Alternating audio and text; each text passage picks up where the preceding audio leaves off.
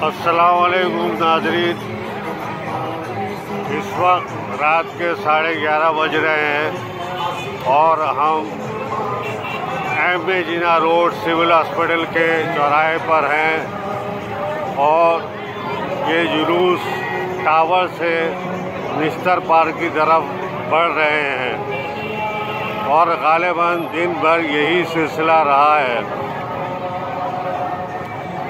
ट्रकों से लोग मुख्तलिफ चीज़ें तकसीम कर रहे हैं।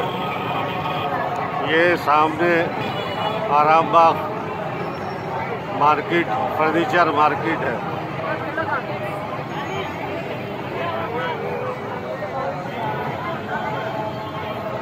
और ये सामने पायनियर बुक शॉप है और ये सिविल हॉस्पिटल का चौराहा है जहाँ पे पुणे पे हाई स्कूल रेस्टोरेंट था।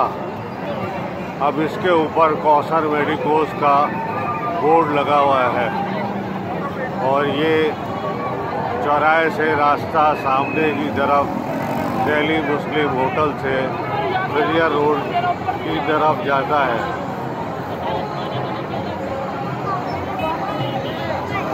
ये देखिए आप, इधर से टावर की तरफ से जुलूस आ रहे हैं।